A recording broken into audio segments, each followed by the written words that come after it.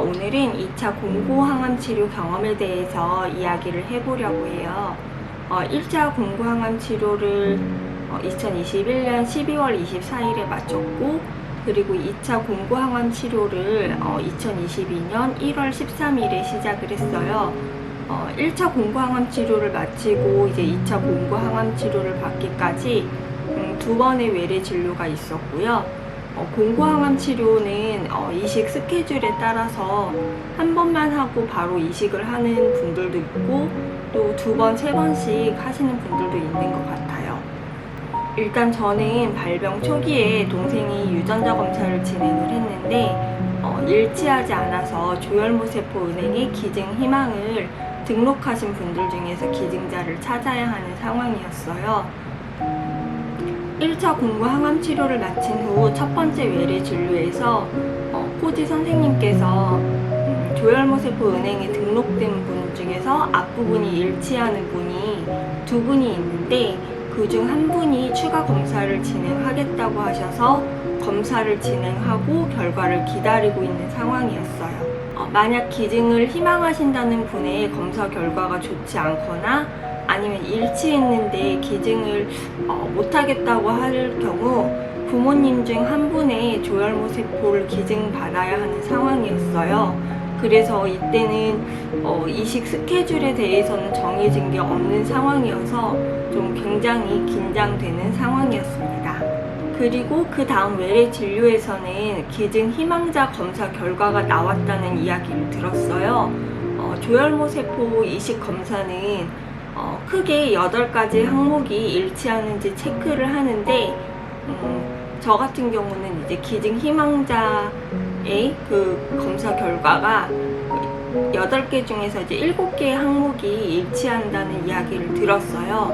이제 보통 이식을 진행할 경우 크게 8가지 항목 밑에 이제 세부 항목이 있는데, 그 세부 항목이 다 일치하지 않아도 크게 8가지 항목이 일치할 때 이식을 진행한다고 교수님께서 이야기를 해주셨어요. 그래도 이제 저 같은 경우 이제 주치의 교수님께서 부모 반일 치료 이식을 진행하는 것보다 기증 희망자와 일치하는 부분이 더 높고 일치하지 않는 부분이 크게 중요하지 않으니까 타인 동종 이식으로 진행을 하자고 이야기를 하셨어요. 그런데 공여자의 스케줄에 치료 스케줄을 맞춰야 하니까 공고항암 치료를 한 번 더 하자고 이야기를 하셔서 2차 공고항암 치료를 또 받게 되었습니다. 그래서 2차 공고항암 치료를 위해서 다시 입원을 했어요. 늘 그렇듯이 입원하기 전에는 참 마음이 심란하고 네, 입원하기 싫고 그렇더라고요. 목요일날 입원을 하고 그 다음날에 그 쇄골 밑에 그 항상 심는 그 중심정맥관을 삽입을 했고요. 다행히도 그래도 그때는 중심정맥관 삽입하는 것도 많이 아프지 않게 좀 빨리 끝났어요. 2차 공고치료는 1차 공고치료 때와 똑같이 관을 심고 그 다음날인 토요일부터 시작해서 토요일, 월요일, 수요일 이렇게 격일로 3시간짜리 주사를 12시간 간격으로 2번씩 총 6번을 맞았어요. 1차 공고치료 할 때도 이제 약이 들어갈 때 오심이 좀 있어서 좀 이때도 항암 주사 들어가기 전에 그 오심 방지 주사를 좀 미리 놔달라고 요청을 드렸어요. 그리고 1차 때도 그랬던 것처럼 부작용으로는 한 주사가 4번째쯤 들어갈 때부터 화장실을 좀 자주 갔어요. 설사까지는 아니었는데 한 3-4시간에 한 번꼴로 하루에 한 5번까지 또 화장실을 갔었어요. 아무래도 좀 항암을 하면은 원래 몸이 좀 약한 부분에서 탈이 나는 것 같아요. 네. 그래도 이때는 화장실을 자주 가더라도 잘 먹어야겠다라는 생각에 밥도 잘 먹고 또 간식도 자주 챙겨서 먹었어요. 그리고 밥을 먹은 후에는 병원 복도를 한 30분씩 걸으면서 운동도 하고 그랬습니다. 아무래도 3번째 입원이었다 보니까 그래도 전보다는 조금 마음의 여유가 생겼어요. 그리고 주사 들어갈 때, 그러니까 주사 맞을 때, 그때는 이제 간호통합병동에서 4인실에 있었는데, 근데 좀 어려웠던 거는 다른 게 아니라, 같이 병실에 계셨던 분들이 계속 이제 저를 보면은, 아무래도 나이 많으신 환자분들이 있다 보니까 저를 보면은 계속 쯧쯧거리고 부정적인 말을 계속 하시는 게 좀 힘들었어요. 부정적인 말을 계속해서 어떤 말들을 하셨냐면은, 아, 우리는 치료가 잘 안 될 것 같다, 재수가 없어서 이런 병에 걸렸다, 뭐 교수님들에 대한 불만 막 이런 것들을 계속 얘기하시니까 그게 조금 병실 있는 동안 그게 좀 마음이 좀 힘들었습니다.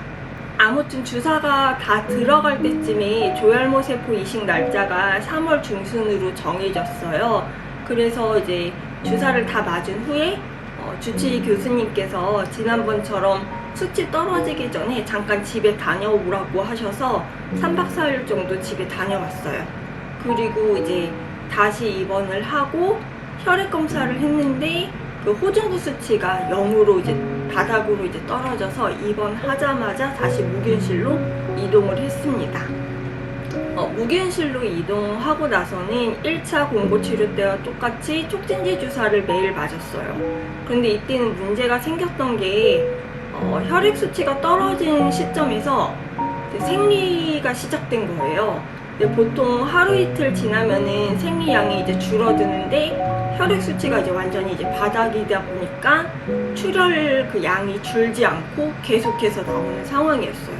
그러니까 어느 정도였냐면은 일단 피가 덩어리 형태로 계속 나왔고 오버나이트형 대형 생리대를 그 2~3시간마다 한 번씩 교체해야 할 정도로 굉장히 양이 많았어요. 그래서 중간에 간호사님이 출혈량을 좀 체크를 해야 될 것 같다고 이야기를 하시면서 생리대 교체할 때마다 그 생리대 무게, 그러니까 원래 생리대 무게 그리고 피가 나온 거 다 쓴 생리대 그런 무게를 체크를 좀 며칠간 좀 했습니다.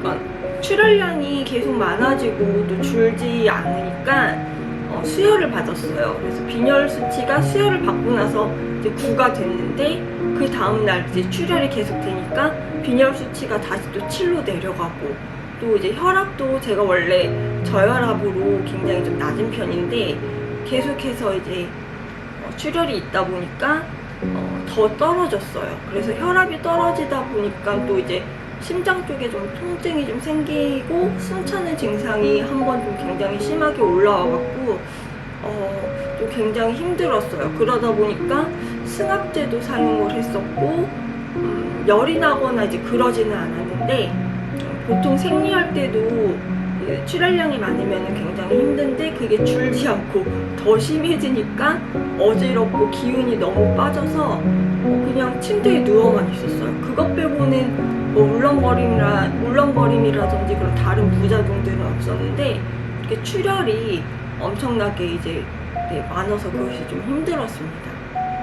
출혈량이 이제 너무 많다 보니까 산부인과 협진에서 진료를 봤어요. 그래서 그러고 나서 이제 산부인과 교수님께서 호르몬 주사를 2번 정도 이렇게 처방을 해주셔갖고 그 주사를 맞았는데도 양이 줄지가 않는 거예요. 그래서 교수님이 굉장히 고민을 많이 하시더라고요. 다른 게 아니라 호르몬 주사 강도를 조금 더 높이면은 출혈은 멈추겠지만 혈전이나 그런 게 생길 수 있다고, 그런 부작용이 있을 수 있다고 하셔서 주사가 아닌 경구약으로 6시간 간격으로 내하를 먹었어요. 호르몬 약을.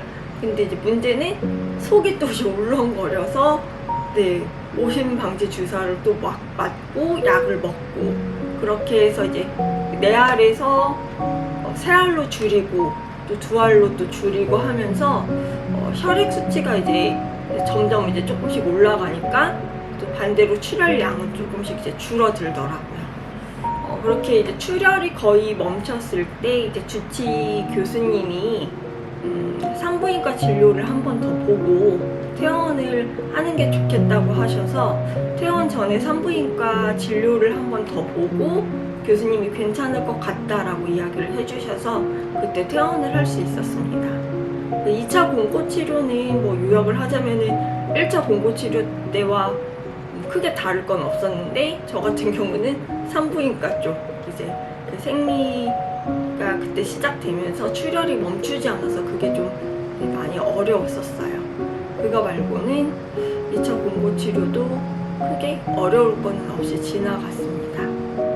들어주셔서 감사합니다.